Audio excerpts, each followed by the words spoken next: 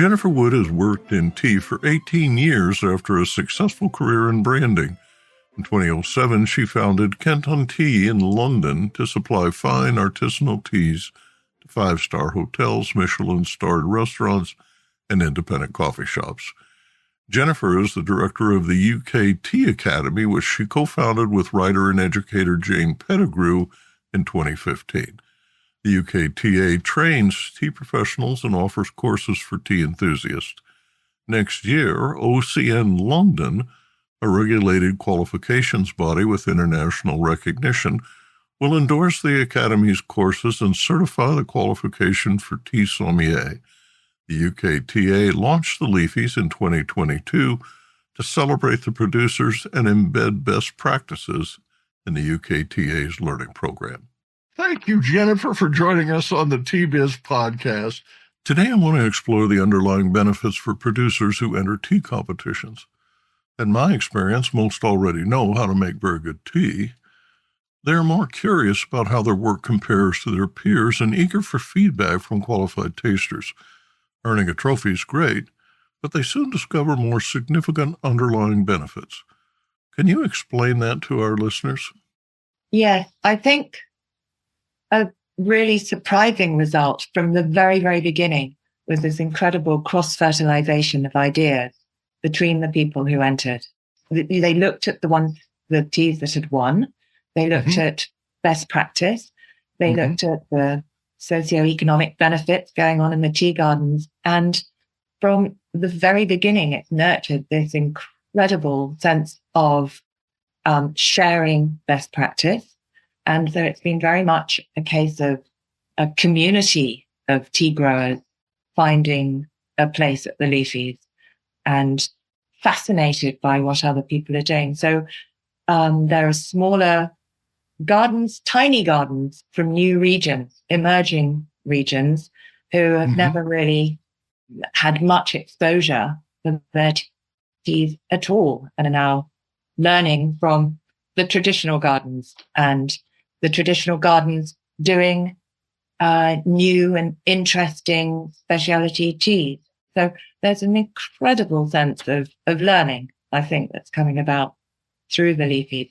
So yeah, entering is not just about winning at all. It's learning about the tea that they've entered as well, because the judges have this phenomenal expertise between them. They all have specialist knowledge of their regions. They will talk about every single tea, and they will first of all make their own note, and then they will go through the criteria, marking it themselves, and then discuss it amongst themselves. And that gives us an opportunity to write down that feedback, which, if the gardens choose, and that goes back to the garden. So instead of this valuable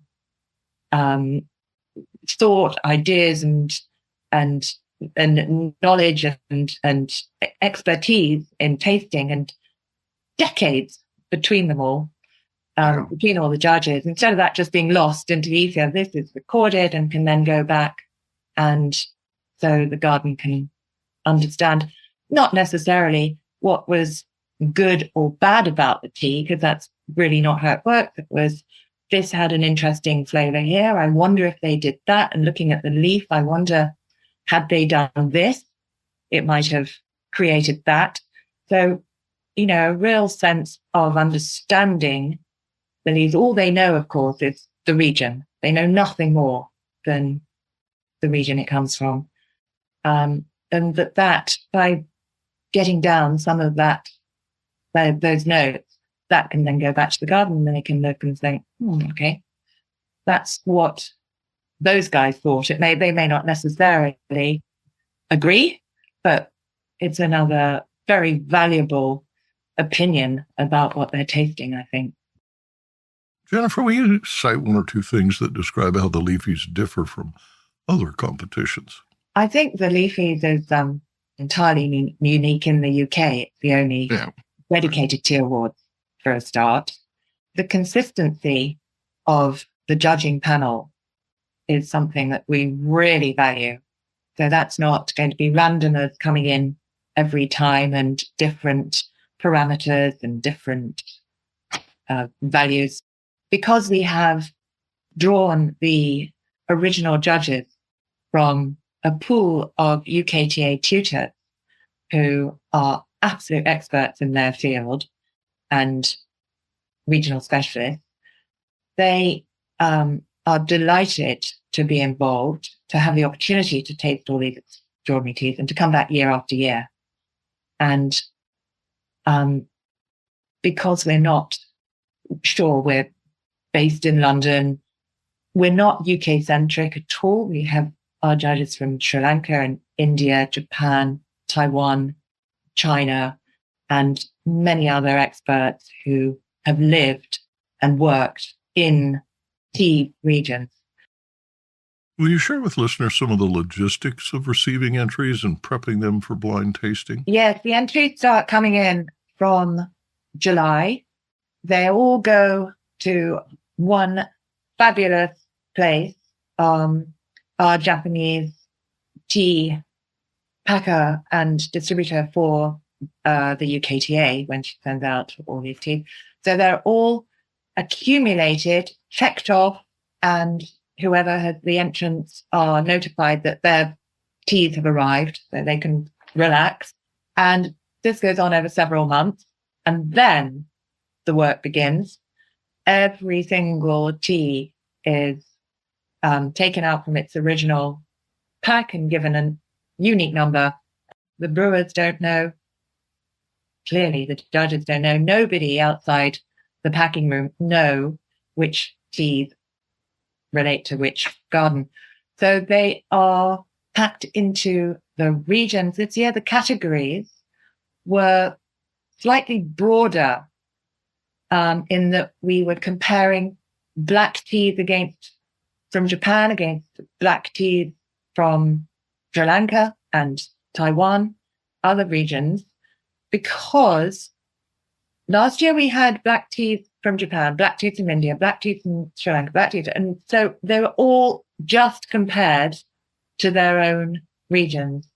And several of them said, actually, we want to see how we compare on the world stage, not just against our own country and our own regions. We would like to see how we compare to all the other regions. So we broadened it, but instead of giving just one gold award in each category, we allowed there to be more gold awards. So in some categories, there were several golds given because you are comparing very, very, very different teas. So the highly commended awards can be given as many as they like. And they don't scatter these like confetti by any means. The judges are very, very discerning and very strict on what the parameters are around the teas. And of course, they are judged with a number. And this takes about a week. Pretty intense. It's very, very organized.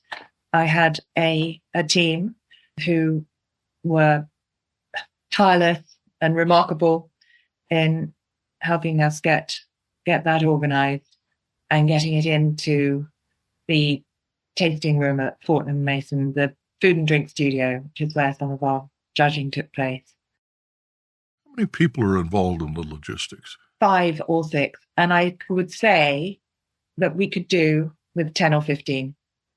It was pretty intense. And next year, the plan is to have a bigger team and starting earlier, because unless anyone's actually been involved behind the scenes in the organization, it's very hard to describe the number of hoops you need to go through to make sure it's all absolutely precise and exact and accurate.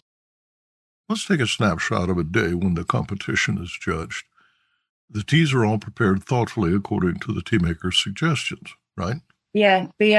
So not only do the producers put in their teas, but they also put in their brewing parameters. And so the brewing team are given the parameters around each numbered tea. So they look at them and they absolutely stick strictly to them. I'm not sure what others might do in these circumstances.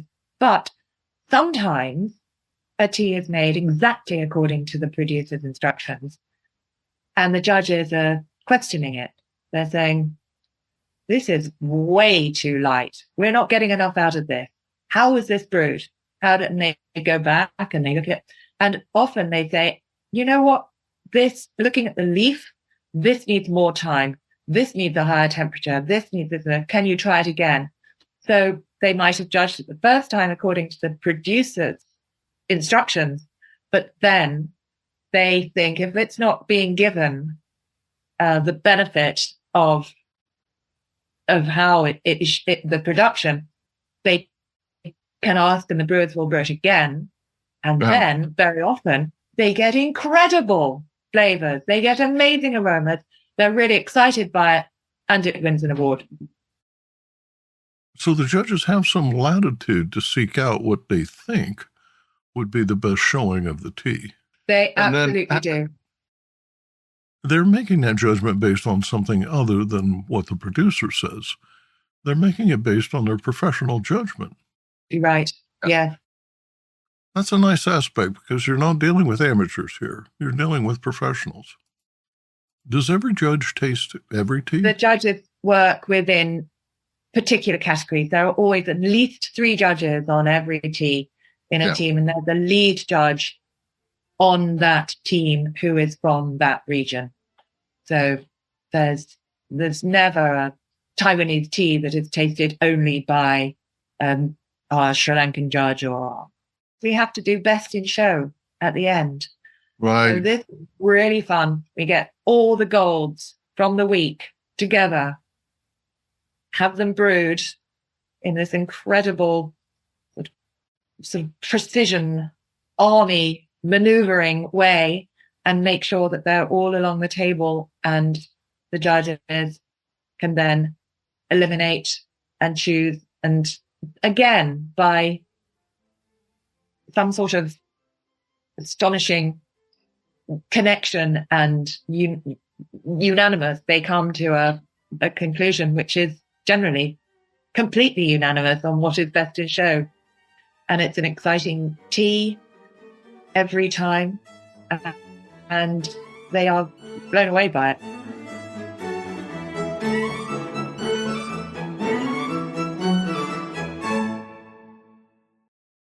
Produced by Adavita Studios. Connect your voice to the world.